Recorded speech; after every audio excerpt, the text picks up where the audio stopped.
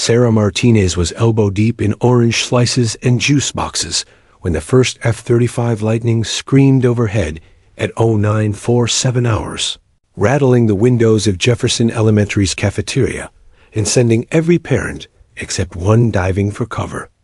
While mothers shrieked and fathers cursed the damn military flyovers, Sarah's steel-gray eyes automatically tracked the aircraft's trajectory with mathematical precision, calculating its speed at Mach 1.2, altitude at 12,000 feet, and probable destination as Andrews Air Force Base, exactly 14 miles southeast of their location.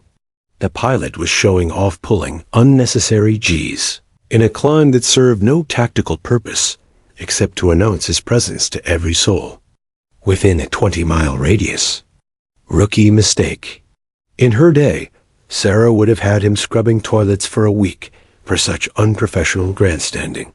She caught herself mid-thought and quickly looked away, but not before 10-year-old Emma noticed. "Mom, how do you always know what kind of plane that is?" Emma asked, tugging on Sarah's perfectly pressed khakis with fingers sticky from the soccer snacks they'd been preparing. "And why didn't you duck like everyone else?" Sarah's heart hammered against her ribs like a caged bird desperate for flight. The lie came easily after 9 years of practice, smooth as silk and twice as deceptive. "Lucky guess, sweetheart. Your mom just watches a lot of documentaries." Emma's brown eyes, Michael's eyes. Thank God. Not the predator's gaze Sarah saw in her own mirror studied her with the intensity that only children possess. "But you knew it was an F-35 before you even looked up. I heard you say it under your breath." Christ. Sarah forced her breathing to remain steady, drawing on meditation techniques learned not in suburban yoga classes, but in SEER training survival. Evasion, resistance, escape. How to maintain your cover when the enemy is questioning your story. She'd never imagined that enemy would be her own daughter. "I must have heard someone else say it," Sarah deflected, redirecting Emma's attention to the snacks. "Help me divide these orange slices into 8 bags, okay? Coach Patterson wants them ready before practice starts." To everyone in Fairfax County, Virginia, Sarah Martinez was the embodiment of suburban perfection, wrapped in a package that looked effortlessly put together despite the chaos of modern motherhood. She drove a spotless Honda Pilot that never seemed to accumulate the mysterious grime that plagued other soccer moms' vehicles. She organized charity bake sales with military efficiency that raised more money than events 3 times their size. She had never missed one of Emma's games, practices, or school performances in 5 years, maintaining a perfect attendance record that made other parents simultaneously grateful and slightly resentful. Her husband Michael, a successful pediatric surgeon at Fairfax Hospital, introduced her at dinner parties as his better half, who kept their family running like clockwork. What he didn't mention, because he didn't know, was that his wife could disassemble and reassemble a M4 carbine in 17 seconds blindfolded, had once landed a crippled Fi-18 Super Hornet on a carrier deck during a Category 3 typhoon, and was one of only 12 women in United States military history to graduate from the Navy's legendary Fighter Weapons School Top Gun. A transformation from Captain Sarah Phoenix Martinez to suburban soccer mom hadn't happened overnight. It had been a careful, methodical process of reinvention that would have impressed any deep-cover intelligence operative. She'd practiced walking differently, shorter strides, less purpose, the casual meandering of someone whose biggest daily challenge was traffic on Route 66. She'd trained herself to flinch at loud noises instead of immediately categorizing them as threat or non-threat. She'd learned to complain about mundane things like grocery prices and school fundraisers, when once her biggest concerns had involved surface-to-air missiles and enemy fighter squadrons. But some instincts never fade. That afternoon, while other moms discussed the merits of organic lunch options and debated the latest PTA drama, Sarah's combat-trained ear picked up The subtle difference in engine tone that meant the F-35 had been carrying a full weapons load. Her fingers unconsciously flexed, muscle memory recalling the feel of a control stick under extreme G-forces, the delicate touch required to thread a missile through a keyhole at Mach 2. "Sarah, you're doing it again," said Jennifer Walsh, the TA president whose greatest challenge in life seemed to be coordinating carpools without having a nervous breakdown. "Doing what?" Sarah asked, forcing herself back to the present moment. "That thing where you stare at the sky like you're analyzing flight patterns or something. Tom thinks you missed your calling as an air traffic controller." Jennifer laughed, but there was a note of curiosity in her voice that made Sarah's internal alarm system ping. "Just wondering if it's going to rain later," Sarah lied smoothly. "Emma's got outdoor practice, and I forgot to check the weather." The other mothers nodded and returned to their conversation about gluten-free alternatives for the upcoming bake sale. But Sarah caught Jennifer watching her with the persistence of someone who'd noticed inconsistencies. Small-town suburbia was supposed to be Sarah's perfect camouflage, but sometimes she wondered if a place where everyone knew everyone else's business was actually the worst possible hiding place for a woman with deadly secrets. 9 years ago, Captain Sarah Phoenix Martinez had been the woman who could make an enemy pilot wet himself just by appearing on his radar screen. She'd earned her call sign during a training exercise gone catastrophically wrong when mechanical. Failure had turned her FA-18 into a flying coffin at 30,000 feet. While her instructor had screamed orders to eject, Sarah had somehow coaxed the dying aircraft back to life, rising from what should have been certain death, like the mythical bird she'd been named for. Now she was just Sarah, the soccer mom who made killer chocolate chip cookies and whose biggest challenge was getting Emma to practice piano without starting World War III in their living room. The irony wasn't lost on her that she'd fought actual wars with less stress than she experienced during Emma's homework time. But as she watched that F-35 disappear into the Virginia sky, leaving nothing but a contrail and the fading rumble of raw power, Sarah felt the familiar ache in her chest, a longing for three-dimensional freedom that no amount of suburban contentment could fill. It was the same feeling she'd had every day for 9 years, a gravitational pull toward the sky that made her feel like she was drowning in normal life. The transformation hadn't been easy. After her last deployment, watching too many good people come home in flag-draped boxes, Sarah had made a choice that haunted her quiet moments: family over flight status.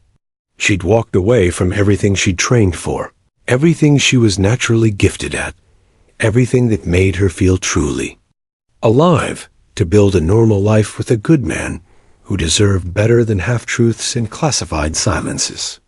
But as Emma tugged on her sleeve, asking again about the mysterious airplanes that seemed to fascinate her mother, Sarah realized that some transformations are never quite complete. You can bury the warrior, but you can never fully kill the instincts that kept you alive when death was a split-second decision away. The Phoenix might be dormant, but she was far from dead. The encrypted satellite phone buried beneath Sarah's emergency preparedness supplies hadn't made a sound in 9 years, 4 months and 16 days.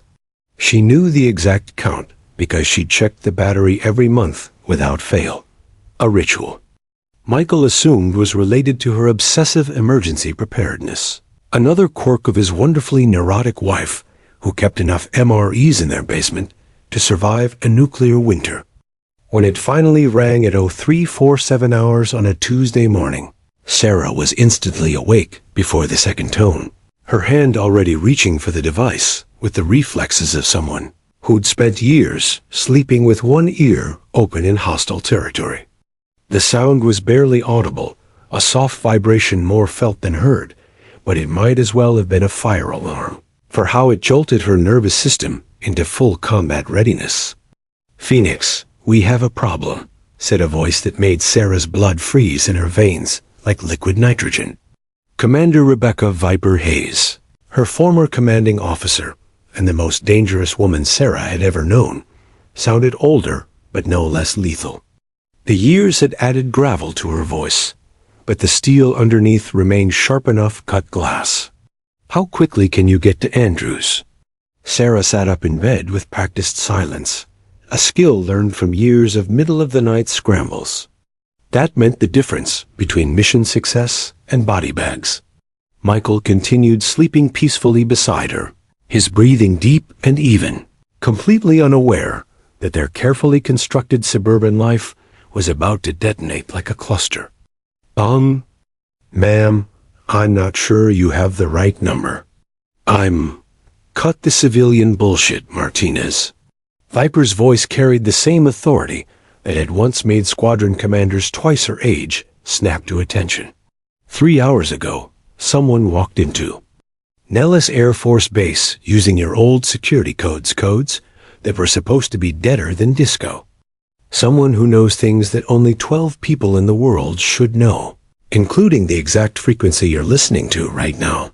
The words hit Sarah like a missile-locked tone, an electronic scream that meant death was incoming, and you had seconds to react. Her old security codes were supposed to be buried deeper than nuclear waste, destroyed when she'd officially died in the system and been reborn as a civilian. The fact that someone was using them meant either a catastrophic security breach or something far worse. That's impossible. I surrendered all my credentials when Lieutenant Colonel David Chun is missing, along with the prototype for Project Ghostwalk. Viper's words dropped into the silence like stones into deep water. Ring any bells, Phoenix? Sarah's mouth went dry as desert sand. David Chun brilliant, unstable, and utterly ruthless, even by Top Gun standards. She remembered him from their graduation class, the quiet one who calculated every move 3 times before acting, who never made mistakes, who smiled like a shark when he was planning something devastating. And Ghostwalk? Jesus Christ. Ghostwalk was theoretical when you left the service. Quantum stealth technology that makes our best fighters completely invisible to all known detection methods. Turns out the theory works.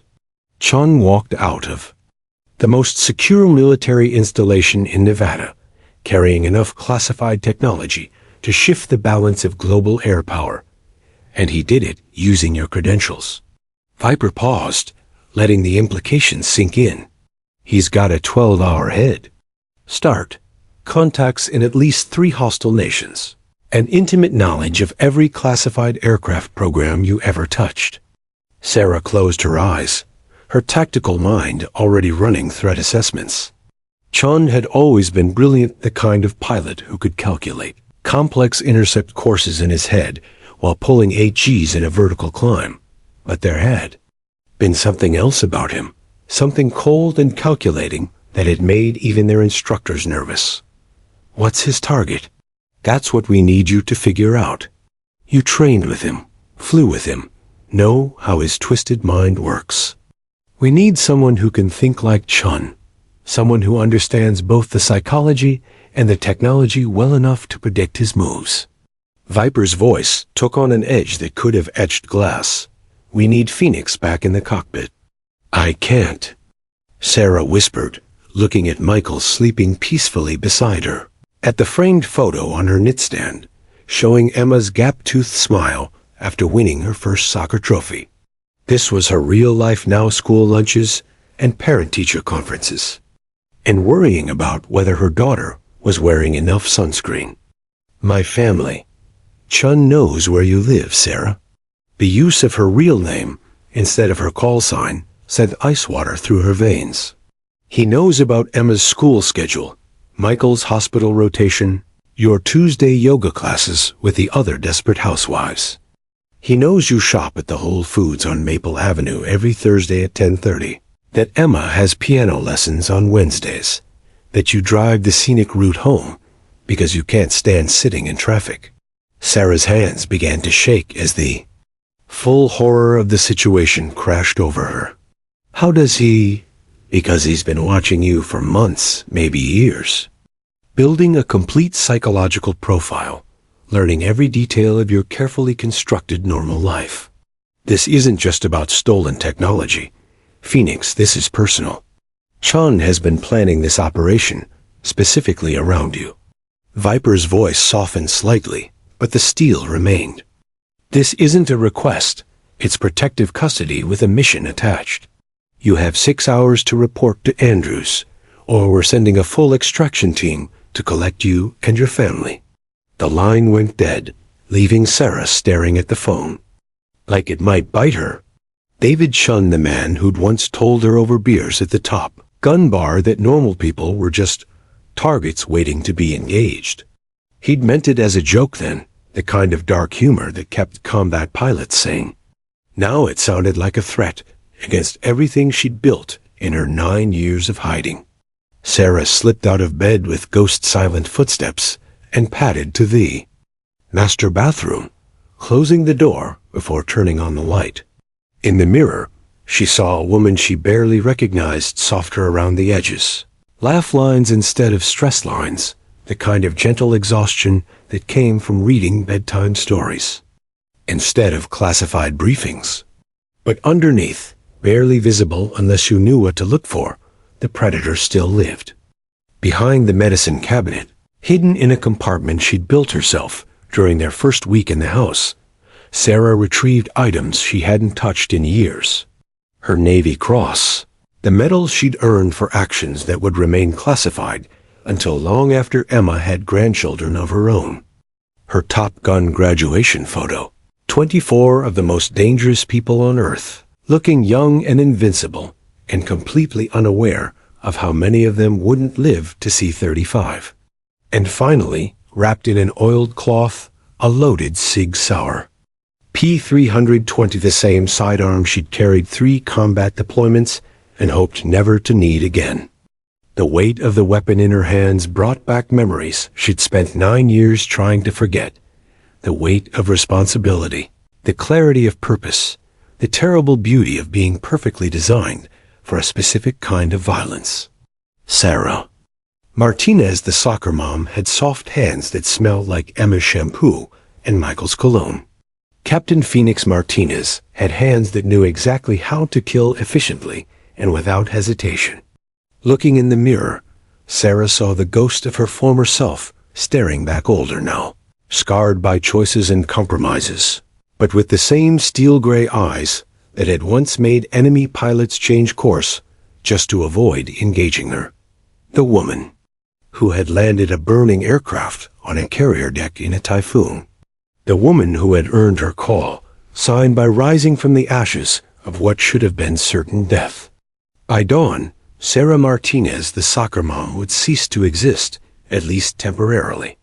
Captain Phoenix was going back to war, whether she wanted to or not. And somewhere out there, David Chun was counting on her protective instincts to bring her within range of whatever revenge he'd been planning all these years. The only question now was whether 9 years of suburban life had dulled her edge enough to get her killed, or if the Phoenix could still rise when the sky demanded fire. "Daddy, why is Mommy packing army clothes?" Michael looked up from his morning coffee, the same Brazilian dark roast he'd been drinking for 12 years, prepared in the same ceramic mug Emma had made him in kindergarten to see his daughter. Standing in their bedroom doorway, Emma clutched her stuffed dolphin, Mr. Squeakers, against her chest with the white-knuckled grip of a child who sensed that something fundamental in her world was shifting. Her brown eyes, so much like his own, were wide with the kind of confusion that came from seeing familiar things in impossible contexts. On their bed, the same bed where they'd made love just 3 nights ago, where they'd spent lazy Sunday mornings reading the paper and planning Emma's birthday party, Sarah was methodically packing gear that looked like it belonged in a war zone rather than their suburban bedroom. Flight suits in navy gray, combat boots that showed signs of serious wear, tactical equipment he'd never seen before despite 12 years of marriage. It was like discovering that the woman he'd shared his life with had been keeping an entire parallel existence, hidden in their own home. "Emma, sweetheart, go finish your breakfast," Sarah said, without looking up from the tactical vest she was inspecting with the thoroughness of someone whose life might depend on its functionality. Her voice carried an edge of authority that Michael had heard perhaps 3 times in their entire marriage, always in moments of genuine danger, like when Emma had wandered too close to traffic, or when an aggressive dog had approached them at the park. "But Mom, those aren't regular clothes. They look like soldier clothes, and why do you have that scary looking? Now, Emma." The command voice that came out of Sarah's mouth made both Emma and Michael step back instinctively. It was the voice of someone accustomed to being obeyed. Instantly, and without question, someone whose orders might mean the difference between life and death. Sarah immediately caught herself, her expression softening as she registered the fear in her daughter's eyes. "Please, baby. I'll explain everything. Later, I promise. Just ... Give Mommy a few minutes to pack, okay?" Emma nodded reluctantly and shuffled toward the kitchen, but not before casting one more confused glance at the transformation taking place in her parents' bedroom. Michael waited until he heard her footsteps on the stairs before closing the door and turning to face the woman he was beginning to realize he'd never truly known. "What the hell is going on, Sarah?" His voice was carefully controlled, using the same tone he employed when delivering difficult news to parents in his pediatric practice, calm, professional, but underlaid with steel. Sarah sat heavily on their bed, still holding a combat knife.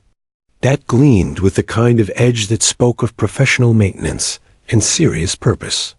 The blade was worn smooth in places where a thumb might rest during use, and Michael realized with growing horror that his wife knew exactly how to use it. "I wasn't a logistics coordinator in the Navy." Michael laughed, but there was no humor in it, just the bitter sound of a man realizing that his entire marriage had been built on quicksand. "No shit, Sherlock. Logistics coordinators don't keep tactical gear hidden in secret compartments, and they sure as hell don't maintain combat knives like they're family heirlooms. Who are you, Sarah?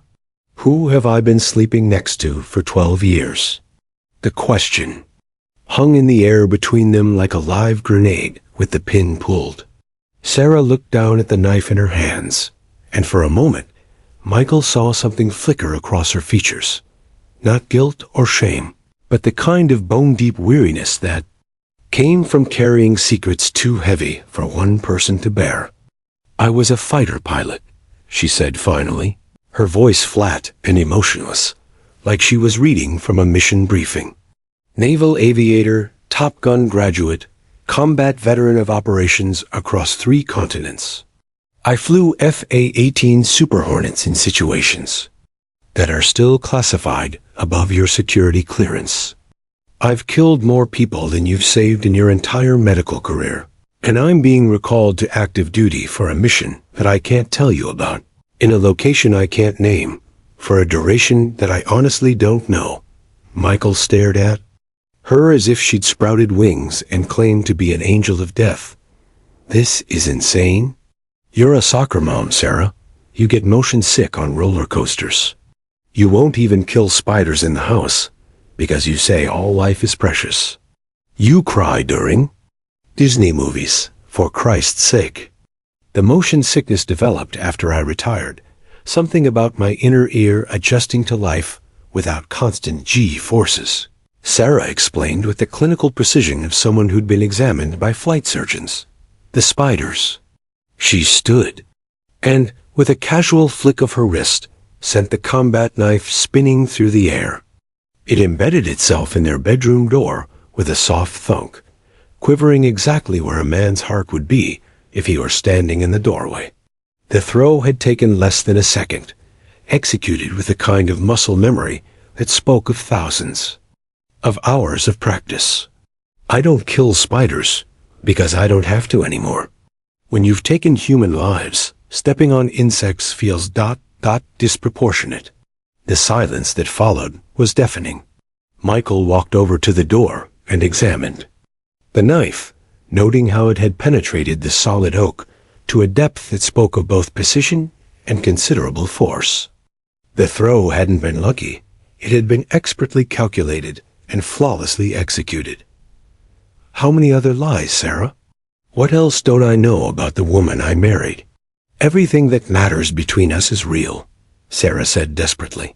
And for the first time since the phone call, her carefully controlled facade cracked. My love for you, for Emma, the life we've built together, none of that is a lie. I chose you, Michael. I chose this life, this family, this normal existence over everything I used to be. The military career, the combat missions, the classified operations, that's just who I used to be. Michael pulled the knife from the door, studying its well-worn grip and the way it balanced perfectly in his surgeon's hands. The weight spoke of quality craftsmanship and serious intent. This wasn't a camping knife or a kitchen implement. This was a weapon designed for one purpose: to kill human beings efficiently and quietly. Used to be? Sarah, you just put a blade through solid oak without even aiming. You identified that fighter jet yesterday by sound alone before it even appeared. Whatever you used to be, it's still there. I know, Sarah whispered, and Michael heard something break in her voice. I've spent 9 years trying to bury that part of myself, trying to become someone worthy of the life you offered me. But they're calling me back, Michael. There's a situation that requires my specific skills, and people are going to die if I don't go. What kind of situation? The kind I can't tell you about, even though it's killing me to keep secrets from you. Sarah's eyes filled with tears, but her posture remained ramrod straight, the bearing of a military officer reporting for duty. Someone from my past has gone rogue with technology that could change the balance of global power. They specifically requested me because I know how he thinks, how he operates. I'm the only one who might be able to stop him. Michael set the knife down on their dresser and sank into the reading chair where he'd spent countless evenings watching Sarah help Emma with homework, never imagining that his wife could navigate by stars, disarm explosives, or kill with her bare hands. When do you leave? 3 hours. Will you come back? The question came out smaller than he'd intended, like a child asking if the monsters were real. Sarah looked into the eyes of the man who'd given her 9 years of peace, 9 years of normal, 9 years of pretending she wasn't a weapon wrapped in suburban camouflage. She wanted to lie, to give him the reassurance he deserved, but she'd already shattered his world with truth. She couldn't rebuild it with falsehoods. I don't know, she said simply. The man I'm hunting is brilliant, dangerous, and he's had years to plan whatever he's doing. He knows me, knows how I think, knows that my protective instincts will make me take risks I shouldn't take. He's counting on that. Michael stood and walked to their window, looking out at the suburban street where their neighbors were beginning their normal Tuesday routines, walking dogs, retrieving newspapers, loading children into minivans for school. It was the kind of peaceful, ordinary scene that Sarah had been protecting for 9 years without anyone knowing.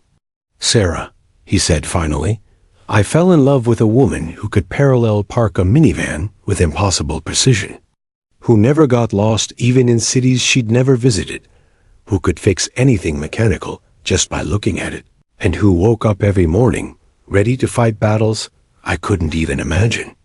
I didn't know the details, but I always knew you were extraordinary. I just never realized how extraordinary. He turned back to her, and Sarah saw acceptance in his eyes, not happiness, not approval, but the kind of love that endures, even when everything you thought you knew turns out to be just a visible tip of an iceberg. Go save the world, Phoenix. Just ... try to come home to us when you're done. The Nevada desert stretched endlessly in all directions as Sarah's rental car approached the gates of Nellis Air Force Base, the landscape so barren and hostile that it seemed like another planet entirely. The morning sun was already brutal at 800 hours, turning the air into visible waves of heat that made the distant mountains shimmer like mirages. This was her first time back on a military installation in 9 years, and every instinct she'd developed as a civilian screamed at her to turn around, drive back to Virginia, and pretend the encrypted phone call had been a nightmare. But Phoenix didn't run from nightmares. She flew straight into them. The security checkpoint was a monument to post-9/11's paranoia multiple barriers. Armed guards who looked young enough to be Emma's babysitters, and detection equipment that could probably identify the brand of toothpaste she'd used that morning. When Sarah handed over her reactivated military ID, a young airman's eyes widened as he scanned the card, and his computer screen lit up with clearance levels that made his own authorization look like a library card. "Ma'am, please proceed directly to Hangar 7.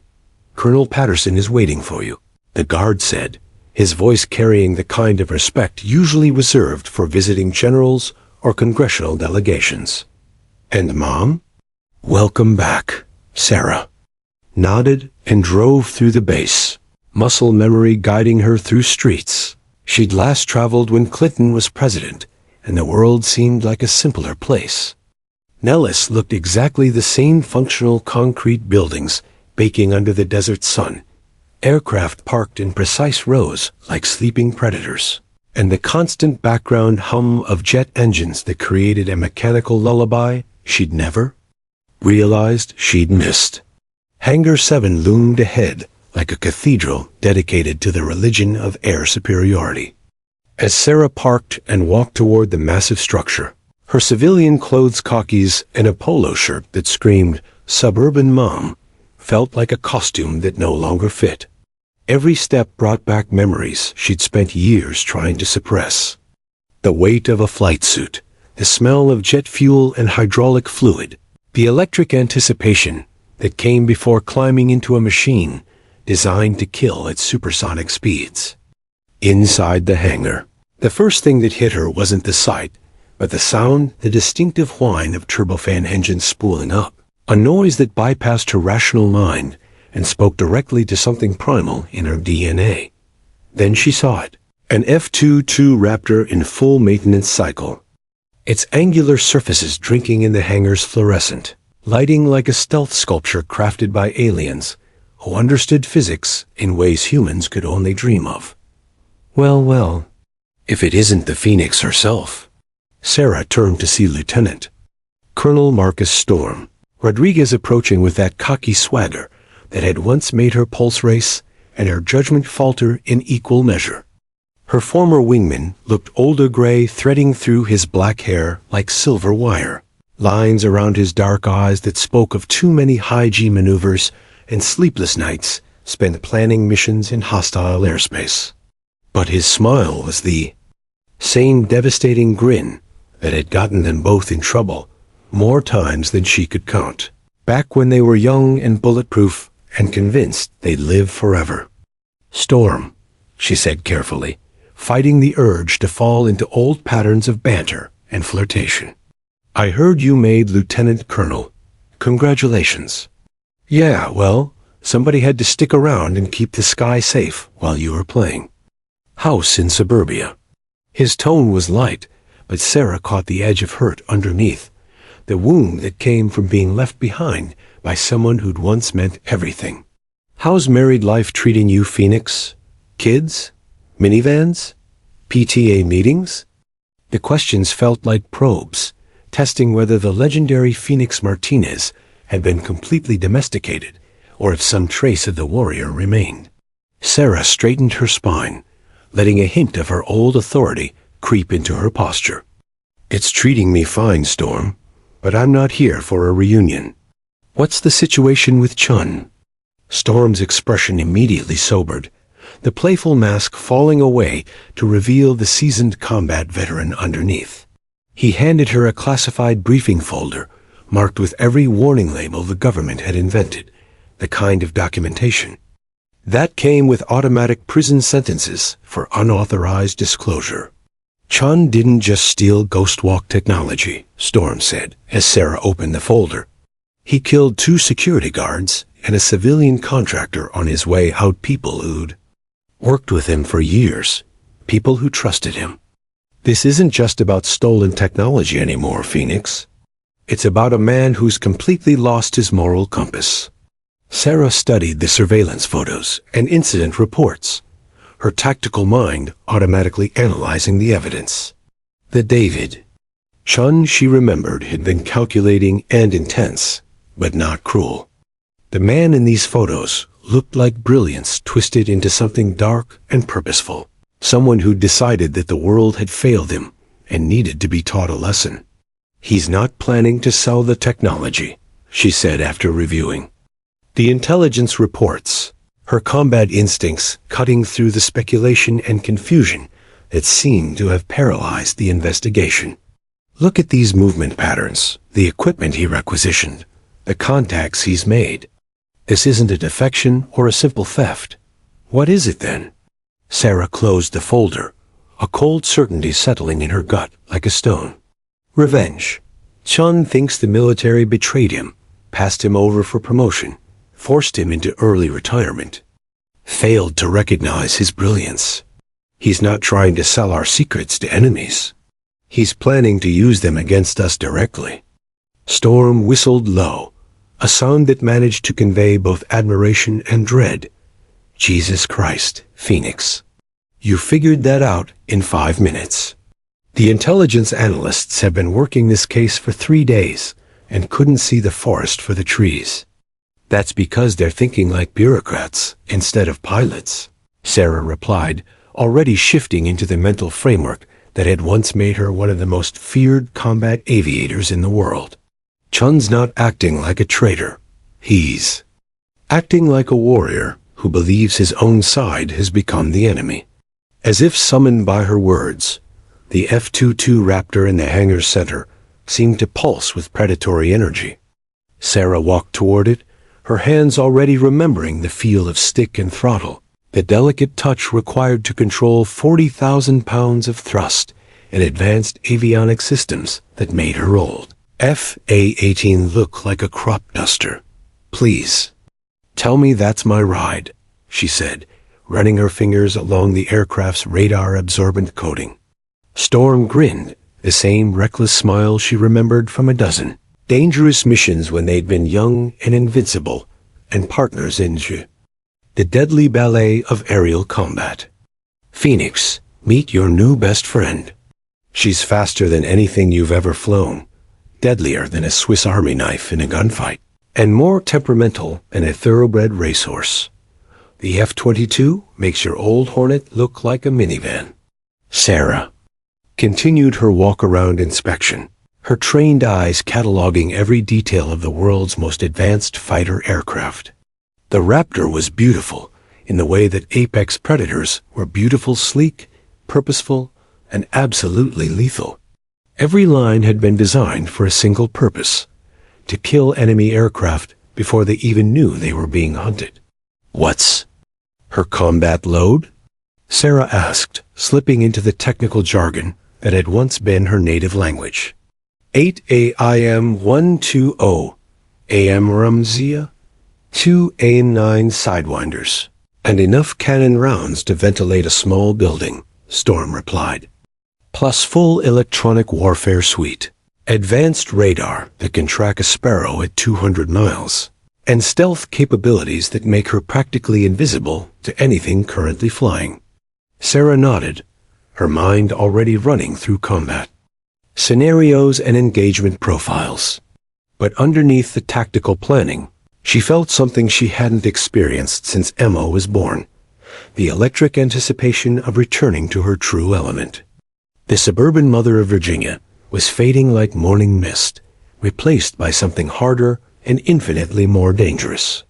Storm, there's something you need to understand, she said, turning to face her former wingman with eyes that had gone cold as Arctic steel. The woman who left here 9 years ago was tired, confused, and ready to be something else. The woman standing here now has spent 9 years learning what she's protecting. I'm not the same pilot you remember. Better or worse? Sarah looked back at the F-22, imagining herself strapped into its cockpit, hunting David Chun through skies. That would become their personal battlefield. Scarier, she said simply. Much, much scarier. The moment Sarah strapped herself into the F-22's cockpit and felt the familiar embrace of the ejection seat's harness across her shoulders, 9 years of suburban motherhood evaporated like moisture in the Nevada heat. Her hands moved across the pre-flight checklist with muscle memory that had been dormant but never dead. Each switch and button as familiar as Emma's bedtime routine, but infinitely more deadly in its implications. "Phoenix, this is your pre-flight complete," came the voice of Senior Master Sergeant Rodriguez, no relation to Storm, through her headset. "All systems green. Weapons safe. Fuel load at 100%. You are cleared for engine start. When ready?" Sarah's finger hovered over the engine start switches, and for a moment she felt the weight of the choice before her. Once she lit these engines, there would be no pretending anymore. Sarah Martinez, soccer mom and PTA treasurer, would cease to exist, replaced by Captain Phoenix Martinez, one of the 12 most dangerous pilots who had ever lived. The transformation would be as irreversible as ignition itself. "Lighting." "The fires," she announced, and pressed both switches simultaneously. The Pratt and Whitney F-119 engines wound up with a sound that bypassed her conscious mind and spoke directly to something primal in her DNA. 35,000 pounds of thrust per engine spooled to life behind her, enough raw power to launch her from 0 to Mach 2 in vertical climb, if she was insane enough to try it. The vibration traveled through the airframe and into her bones, a mechanical heartbeat that reminded her of every combat mission she'd ever flown, every dawn patrol over hostile territory, every moment when death had been measured in milliseconds, and victory in inches. "Tower, this is Phoenix requesting taxi clearance for immediate departure," she transmitted, her voice carrying an authority that made the ground controllers snap to attention, despite not having heard that particular call. "Sign in nearly a decade. Phoenix, cleared to taxi runway 03 left. Wind 040 at 15 knots. Altimeter 2-9-9-2. Weather is clear and a million visibility unlimited. You are cleared for unrestricted climb to flight level 450 upon departure." Sarah taxied toward the active runway, with Storm following in trail formation, 2 of the world's most advanced fighters moving with the predatory grace of hunting cats. Through her canopy, she could see ground crews stopping their work to watch, not because F-22s were unusual at Nellis, but because something about this particular mission felt different. Word had spread through the base's informal networks that Phoenix Martinez was back, and old-timers who remembered her legendary reputation had found excuses to be near the flight line. "Phoenix, you ready for this?" Storm's voice crackled through her headset as they approached the runway threshold. "It's been 9 years since you've pulled serious G's." "Storm, some things you never forget," Sarah replied, advancing her throttles to military power. The F-22 strained against its brakes like a thoroughbred in the starting gate, every system optimized for the violence of supersonic flight. "Besides, I've been getting plenty of G-force training trying to merge onto the Beltway during rush hour." "Tower, Phoenix flight of 2, ready for departure." "Phoenix flight, winds 040 at 15, cleared for takeoff runway 03 left. Contact departure on 327.4. Good hunting." Sarah released her brakes and shoved her throttles into full afterburner, and suddenly she wasn't Sarah Martinez anymore. She was pure kinetic energy, wrapped in titanium and carbon fiber, accelerating down the runway at a rate that would have liquefied a normal human being. The F-22 lifted off after what felt like 50 feet of ground roll, climbing at an angle that would have been impossible in her old Fi-18. Holy shit.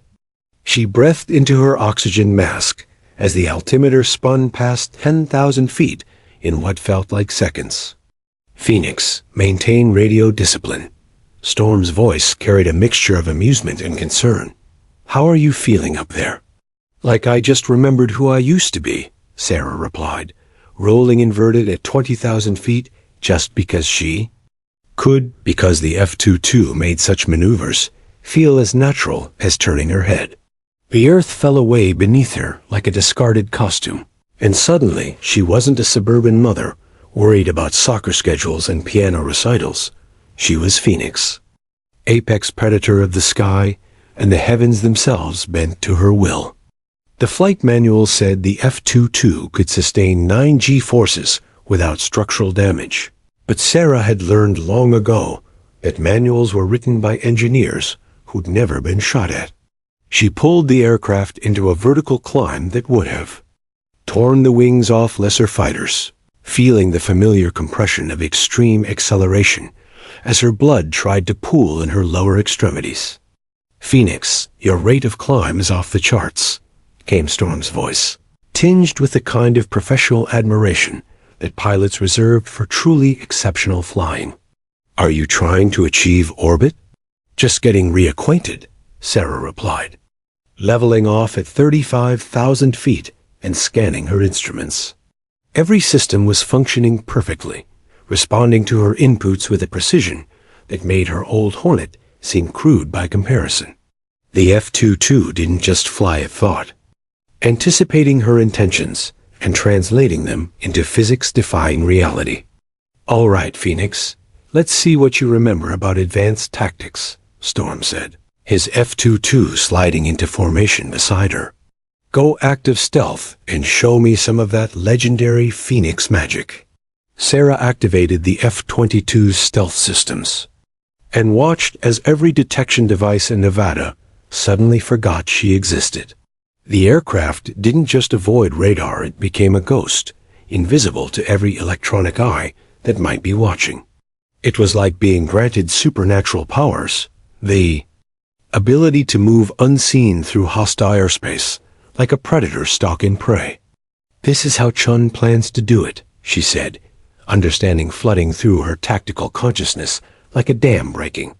"He's not going to attack our bases from outside their defensive perimeters. He's going to fly right through our radar coverage like he doesn't exist, get close enough to count rivets on our parked aircraft, and then strike from point-blank range. But Phoenix, he'd need help on the ground to coordinate that kind of precision attack. Chun's working alone." Sarah's blood went cold as pieces of the puzzle clicked together with crystalline clarity. "Storm, what if he's not working alone? What if he's recruited other pilots who feel the same way he does about being forced out of the service?" "You're talking about a conspiracy." "I'm talking about a revolution," Sarah corrected grimly. "Think about it. How many combat veterans have been forced into early retirement over the past decade? How many highly trained pilots are out there feeling betrayed by the system they served?" Storm was quiet for a long moment, and Sarah knew he was running through the same tactical scenarios that were cascading through her mind. Jesus Christ, Phoenix. If Chun has even half a dozen experienced pilots working with him, he could turn our own aircraft against us, Sarah finished. Steal fighters from multiple bases simultaneously, coordinate attacks against civilian targets, make it look like the U.S. military is conducting operations against its own citizens. As if summoned by her words, Sarah's threat warning system erupted in electronic screams. Her heads-up display lit up with danger symbols as the aircraft's computers detected something that shouldn't exist. Another aircraft operating in stealth mode, invisible to radar, but close enough to trigger her. Passive sensors. "Storm, are you painting anything on your scope?" "Negative, Phoenix. My display shows clear skies for 50 miles in every direction." Sarah's heart hammered against her ribs as she scanned the empty air around her aircraft. Somewhere out there, David Chun was watching her, studying her reactions, planning his next move with the patience of a hunter who had been preparing for this moment for years. "Storm, he's here," she whispered into her microphone. Chun isn't 12 hours away, planning his next target. He's been watching us this entire time, waiting to see if the legendary Phoenix still has her edge. Then she saw him a faint distortion. In the air 3 miles off her starboard wing, like heat shimmer against the blue Nevada sky. The Ghost Walk prototype materialized just long enough for her to glimpse a human figure in the cockpit. And even at that distance, she could see David. Chun raised his hand in a mocking salute before vanishing again into electronic nothingness. The game had begun, and the stakes were measured in American lives. Nellis Tower, this is Phoenix. We have an invisible hostile aircraft in our immediate airspace. Repeat, we are being stalked by a stealth aircraft using unknown technology. Sarah's voice remained steady despite the adrenaline flooding her system. As she rolled her F-22 inverted, scanning the Nevada sky for any trace of David Chun's Phantom fighter. The response from ground control carried the bureaucratic confusion of people trying to process information that didn't fit their understanding of reality. Phoenix, our scopes are clean. All identified aircraft are accounted for. Are you experiencing equipment malfunction? Sarah gritted her teeth, pulling her aircraft through a series of barrel rolls that would have torn apart anything built before the 21st century. Her eyes swept across empty sky that she knew wasn't empty, searching for the telltale distortion. That would reveal Chun's position. Negative, Tower. The hostile is using the stolen Ghost Walk system. Your ground-based radars can't penetrate that level of stealth technology. But I'm telling you, he's out here. Phoenix, this is General Morrison. The base commander's voice cut through the radio chatter with the authority of 30 years in uniform, most of it spent in cockpits over hostile territory. I'm scrambling every available aircraft to support you. Hold your current position until backup arrives. Sir, with all due respect, additional aircraft won't help, Sarah replied, her tactical mind already working through the deadly mathematics of the situation. They can't target what they can't see, and anything you send up here just gives Chun more opportunities to demonstrate his capabilities. Storm and I need to handle this alone. Like hell, Captain. I've got $40 billion worth of aircraft on this base, and 3,000 personnel who go home to their families every night. I'm not risking them because you want to play lone wolf. General, you don't understand the scope of what we're dealing with. The emergency tone that cut through all radio channels was followed by Morrison's voice, stripped of its usual command authority and replaced by something that sounded dangerously close to panic. All aircraft. We have multiple explosions on the main flight line. Repeat, we have aircraft destroyed and casualties on the ground. This is not a drill. Through her canopy, Sarah could see pillars of black smoke rising from Nellis Air Force Base like funeral pyres for American air power. Chun had played them with the expertise of a master tactician, while they'd been hunting ghosts in the stratosphere. He'd been methodically destroying parked aircraft with surgical precision strikes that spoke of intimate knowledge of the bases, layout, and defensive weaknesses. Phoenix, Storm, get your asses back here now, Morrison commanded, his voice carrying the desperation of a commander watching his command disintegrate in real time. But Sarah was already thinking 3 moves ahead, her mind racing through tactical possibilities with the cold precision that had once made her the most feared pilot in 3 theaters of operation. Storm, don't return to base. It's a trap. What do you mean? Storm's voice carried confusion and the natural instinct to rush toward the sound of battle. Chun doesn't want to destroy Nellis. He wants to neutralize America's combat aviation capability in one coordinated strike. Think about it. How do you kill an entire generation of fighter pilots? You don't chase them through the sky one by one, like some World War II dogfight. You wait until they're all gathered in one location, responding to an emergency. Then you drop a bunker-busting weapon right through the roof of their emergency briefing. The silence on the radio spoke volumes as Storm processed the horrifying logic of Chun's strategy. Jesus Christ, Phoenix. There are over 200 pilots on that base right now, not counting support personnel. And Chun is counting on our protective instincts to gather them all in the base's command center so he can eliminate America's entire fighter pilot corps in one devastating attack. Sarah began climbing toward the thin air of the stratosphere, her mind working through the tactical problem with crystalline clarity. Every pilot rushing back to help is playing directly into his strategy. How do we find him? He's invisible to everything we've got. Sarah smiled grimly, remembering lessons from her Top Gun training that had nothing to do with advanced technology and everything to do with understanding human psychology. Storm, do you remember what Chester used to say about dogfighting back? When we were young and thought we knew everything? Technology is just tools. Victory comes from understanding your enemy better than he understands himself. Exactly. Chun may be invisible to our sensors, but he's not invisible to basic tactical psychology. If you wanted to observe the base's response patterns and time your final attack for maximum psychological impact, where would you position yourself? Storm was quiet for several seconds, his own tactical training engaging as he worked through the problem. High altitude, probably directly above the base at Angels 45 or 50. Close enough to maintain visual observation of the chaos below, far enough to avoid visual detection from the ground. Bingo! Chun's up there right. Now, watching his handiwork, timing his final strike for maximum devastation. Sarah pushed her F-22 into a vertical climb that would have been impossible in any aircraft built before the 21st century. Storm, I'm going to do something incredibly stupid. Phoenix, whatever you're thinking. But Sarah was already executing a maneuver that violated every principle of modern aerial combat.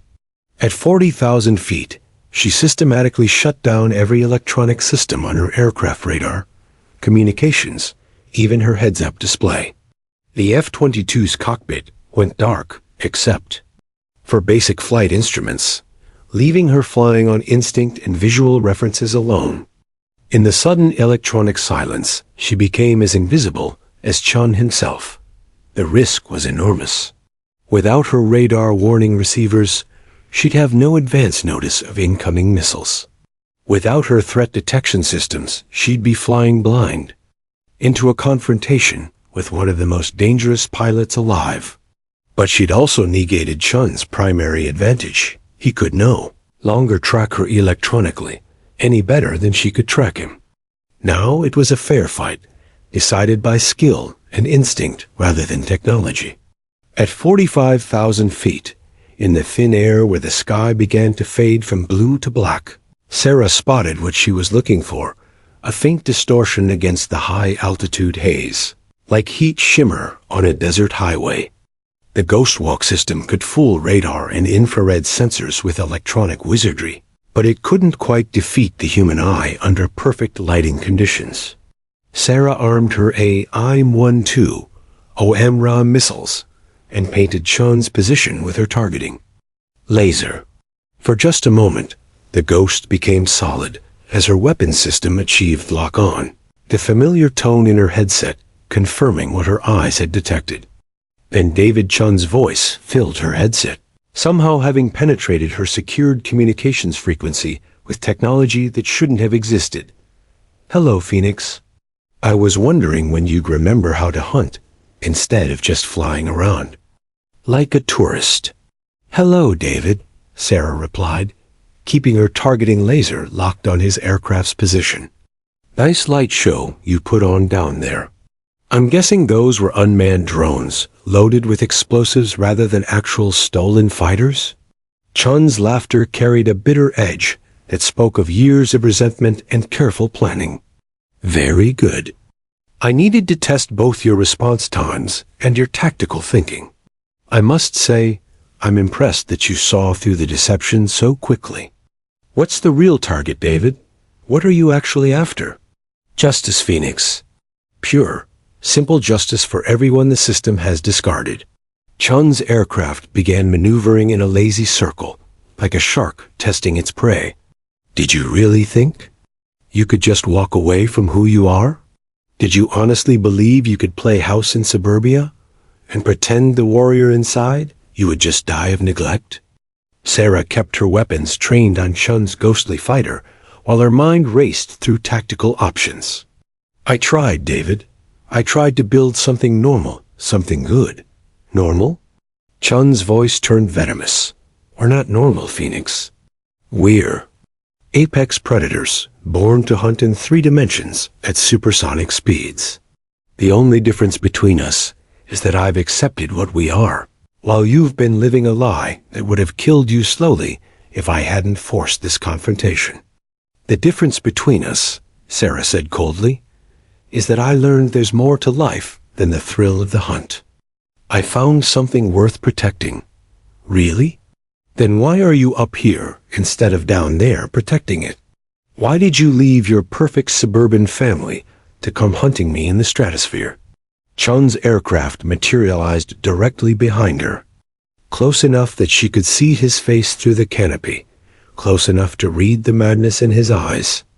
Because this is who you are, Phoenix. This is who you'll always be. The aerial chess match had begun, and the winner would determine whether David Chun's revolution would be stillborn, or whether it would spread like wildfire through a military community that had discarded too many of its best warriors. At 47,000 feet above the Nevada desert, where the atmosphere grew so thin that the sky faded from blue to deep purple, and the curvature of the earth became visible, 2 of the world's most advanced fighter aircraft began a dance. As old as warfare itself, a duel to the death between warriors who had once shared drinks and war stories in a Top Gun bar that seemed like a lifetime ago. You always were too smart for your own good, Sarah. Chun's voice crackled through her headset as his aircraft flickered in and out of visibility like a mirage, the ghost walk system creating an optical illusion that would have been impossible to track without her naked eye acquisition. Did you really think you could just walk away from who you are? Did you honestly believe that 9 years of playing soccer mom would erase 20 years of combat conditioning? Sarah kept her targeting system locked on his fading signature, waiting for the perfect moment to fire, while her mind calculated intercept angles and missile flight times with the cold precision of a human computer. I tried, David. I tried to build something normal, something good.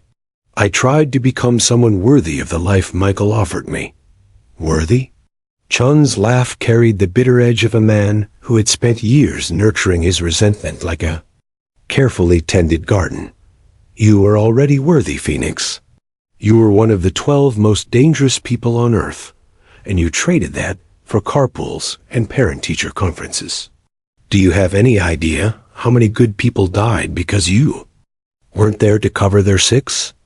The words hit harder than any missile could have, striking at the guilt Sarah had carried for 9 years, the knowledge that her skills might have saved lives she'd never know about, prevented tragedies that had unfolded while she was safely ensconced in suburban Virginia. But she'd learned something in those 9 years that Chun had never understood. The difference between us, David, is that I learned there's more to life than killing. I learned what it means to create instead of destroy, to build instead of tear down. Really? Chun's aircraft materialized directly behind her, close enough that she could see his face through his canopy, close enough to read the madness in his eyes that spoke of a brilliant mind pushed past its breaking point. Then why are you up here? Why did you leave your perfect family to come hunt me down like the predator you've always been? Sarah rolled hard left, pulling 9 Gs as Chun's first missile streaked past her canopy close enough to scratch the reinforced glass. Her vision tunneled as the G-forces tried to crush her consciousness, blood pooling in her lower extremities, while her anti-G suit inflated to keep her brain functioning. But her muscle memory held true the same reflexes that had kept her alive. Through 3 combat deployments ticked in automatically.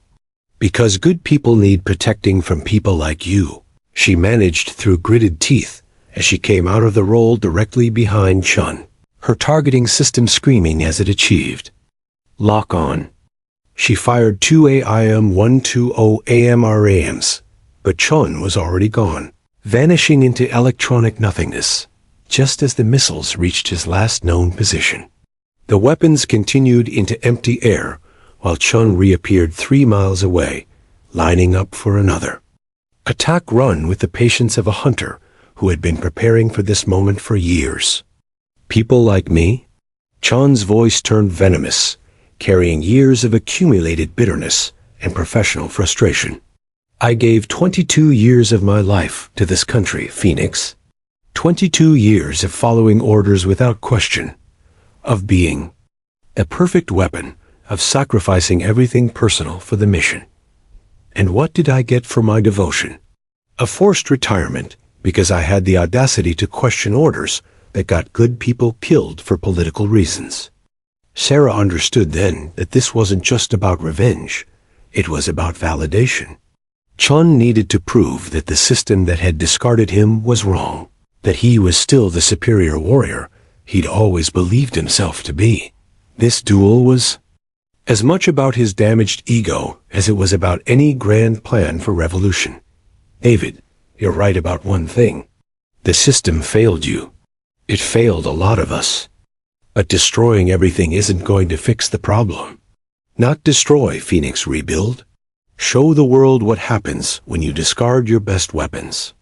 Chun's aircraft became solid again, bearing down on her in a head-to-head attack run. That would have been suicide for any pilot with less skill. Starting with proving that the legendary Phoenix Martinez isn't quite as invincible as her reputation suggests. Both pilots fired simultaneously, their missiles crossing paths in the yonts. Thin air like lethal shooting stars. 4 AIM-120 AMRAMs streaked toward each other across the stratosphere. While the two aircraft closed at a combined speed of over Mach 4, their pilots pulling G-forces that would have liquefied normal human beings. Sarah pulled up hard, Chun. Dove, and for a terrifying moment they passed each other so close that their wingtips almost touched two apex predators, acknowledging each other's skill even as they tried to kill each other. The missiles passed harmlessly between them, but Chun's superior positioning allowed him to reverse and achieve lock-on before Sarah could complete her defensive maneuver. His AIM-9 Sidewinder found its target, the infrared-guided missile slamming into Sarah's left engine with the force of a lightning bolt. Her F-22 shuddered as the warhead exploded, sending her into an uncontrolled spin, while warning lights filled her cockpit like a deadly Christmas tree. The aircraft began breaking apart around her, pieces of titanium and carbon fiber spinning away into the thin air. Eject, Phoenix. Storm's voice filled her headset, transmitted from 30 miles away, where he'd been watching the duel unfold on his passive sensors. Your bird is finished. Get out of there. But Sarah wasn't finished. Not yet. Fighting against G-forces that crushed her against her seat with the weight of an elephant, she regained control of her dying aircraft and pointed it directly at Chun's position. He was floating there in the rarefied air, probably already composing his manifesto about defeating the legendary Phoenix Martinez and proving his superiority to a world that had discarded him. Sarah, what are you doing? Chun's voice had lost its mocking tone, replaced by something that might have been concern for a fellow warrior, even one he was trying to kill. Something I should have done 9 years ago, when I first realized what you were becoming, Sarah replied, pushing her throttles forward, despite the fact that her left engine was nothing but twisted metal and leaking fuel. Her damaged F-22 accelerated toward Chun's position, trailing fire and debris like a meteor, falling upward into heaven. I'm ending this before you can hurt anyone else. You're going to commit suicide just to stop me? That's not the Phoenix I remember. No, Sarah said, her hand moving to the ejection handle with practiced precision. This isn't suicide, David. This is sacrifice. There's a difference, but you never learned it. At the last possible second, she pulled the ejection handle. The explosive charges beneath her seat fired with enough force to launch her clear of the disintegrating aircraft, her Martin Baker ejection seat rocketing her away from the collision, just as 30 tons of burning fighter jet slammed into Chun's supposedly invincible stealth aircraft.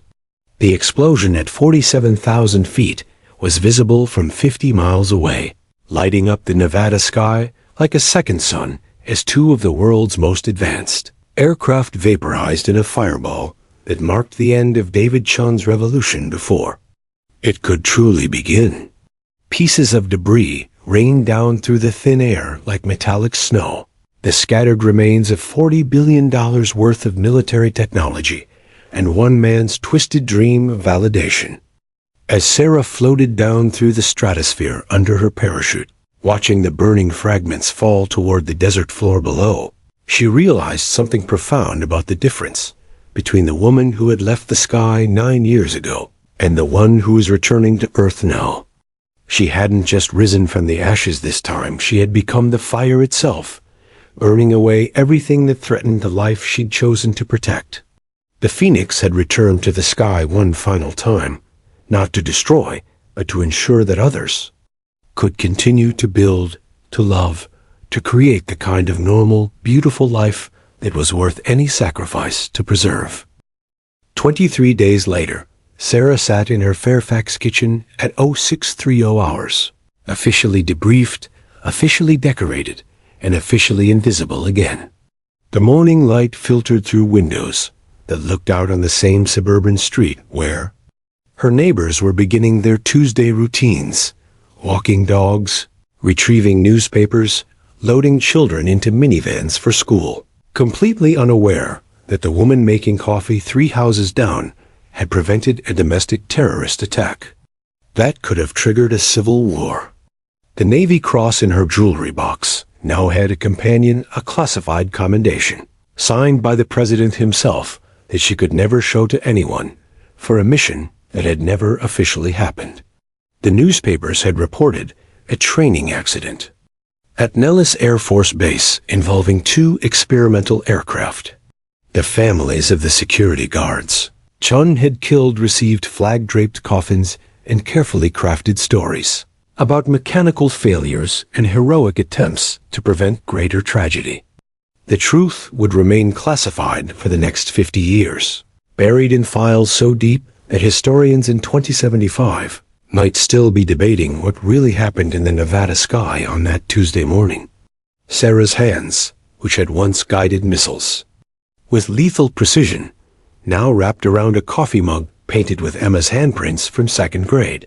The same fingers that had armed weapon systems capable of leveling city blocks were now concerned with packing organic apple slices and checking homework assignments. It should have felt like a come-down, this return to the mundane concerns of suburban motherhood, but instead, it felt like the most important mission she'd ever accepted. "Mom! Mom! We won regionals!"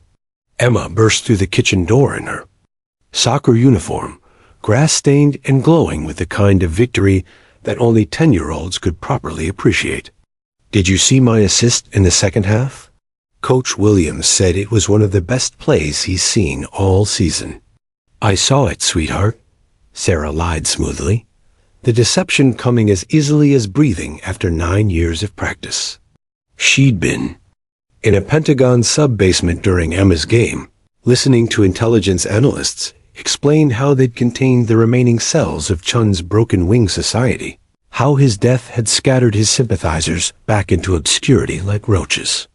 When the lights came on, "You were absolutely brilliant out there." Emma launched into a detailed replay of every significant moment from the game, while Sarah fixed her post-practice snack. And for these few precious minutes, Sarah could almost pretend that she was just another soccer mom whose biggest challenge was remembering to wash the grass stains out of tiny uniforms. But the illusion was fragile, maintained only by constant vigilance and the careful compartmentalization of a mind trained to operate under extreme stress. Michael appeared in the doorway, still wearing his hospital scrubs, having just completed a 12-hour pediatric surgery that had saved the life of a 7-year-old with a congenital heart defect. His hands, like Sarah's, were trained to make life-or-death decisions, but his work created rather than destroyed, healed rather than harmed. He studied his wife with eyes that had learned to see past the carefully maintained suburban facade. To the warrior underneath, "How is your day?" he asked carefully, using the same tone he might employ when asking about a cancer diagnosis, prepared for any answer, but hoping for the best possible outcome. "Classified," Sarah replied, which had become her standard response to any question that touched on the 3 weeks she'd been away. The word carried the weight of national security laws and potential treason charges, but also the lighter burden of a marriage that had learned to function despite enormous gaps in shared experience. "Emma, go wash up for dinner," Michael said, waiting until their daughter had thundered up the stairs before continuing. "Sarah, I need to know, are you staying this time? Really staying?" The question hung in the air between them, like ordnance waiting to explode, carrying the weight of 12 years of marriage built on incomplete truths. Sarah looked at her husband, this good, patient man who'd built a life with someone he'd never fully known, and realized she owed him honesty, even if she couldn't give him details. "I don't know," she said finally, setting down her coffee cup with the precise movements of someone who'd learned to control every action, every gesture, every micro-expression. "For 23 days, I convinced myself that I could return to who I was before Chun forced this confrontation. But David was right about one thing: I am what I am. I'm a warrior, Michael. That's written into my DNA at a level that 9 years of suburban camouflage couldn't erase." Michael joined her at the kitchen window, slipping his arms around her waist in a gesture that had once been automatic, but now carried the weight of conscious choice. Outside, a commercial airliner traced its lazy path across the Virginia evening, its contrails catching the last light of day. "So what does that mean for us?" Sarah watched the aircraft disappear into the distance, her trained eye automatically identifying it as a Boeing 777 based on engine configuration and flight profile details that normal people never noticed, but that she couldn't help cataloging. "It means that when they call again, and they will call again, Michael, because people like Chun don't exist in isolation, I'll have to go. It means our daughter is growing up with a mother who has classified nightmares and kills people for her country. It means you married someone who can't tell you about her worst days or share her greatest victories. It also means," Michael said quietly, his breath warm against her ear, "that I'm married to someone who literally fell out of the sky to protect our family. Someone who faced down a madman in a machine designed for killing and won through sheer force of will. Someone who chose to come home when she could have stayed in that world forever.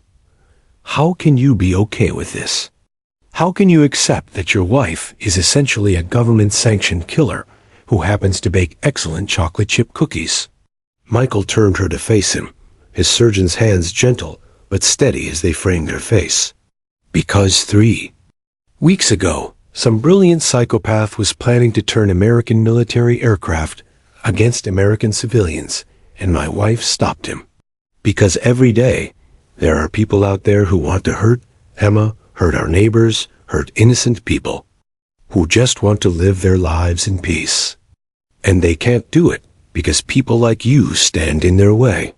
Through the window, another contrail scratched across the darkening sky, and Sarah felt the familiar pull, the longing for three-dimensional freedom, for the pure clarity of flight, for the terrible beauty of being perfectly designed for a specific kind of necessary violence. But for the first time in her life, she felt something stronger, the gravity of love, holding her to earth with a force more powerful than any G-force she'd ever experienced.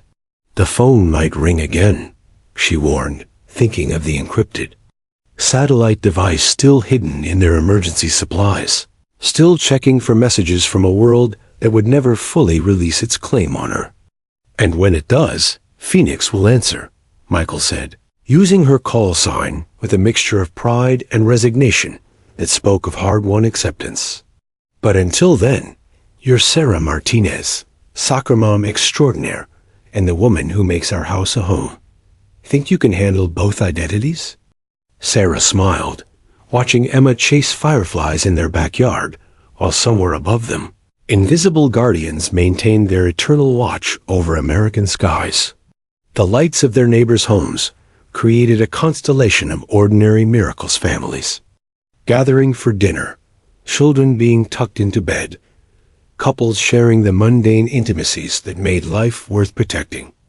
I was born to handle both, she said, understanding finally that the Phoenix had never been about destruction or resurrection. It had been about transformation, about learning that the highest form of strength was knowing when not to use it. That the greatest victories were the ones that allowed normal people to live normal lives in peace.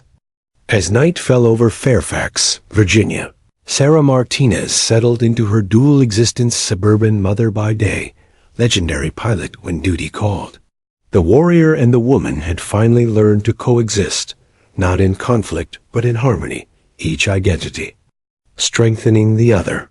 The Phoenix would always be ready to rise when the sky demanded fire, but she had also learned to tend her nest, to protect not just the idea of home, but the reality of it, one soccer game, one family dinner, one quiet evening at a time. Some warriors retire to their victories and spend the remaining years reliving past glories. Others learn to carry their strength quietly, like hidden wings that can unfold when darkness threatens the light, but remain folded in times of peace, patient, watchful, and eternally ready to defend the precious ordinary moments that make existence worth the ultimate sacrifice.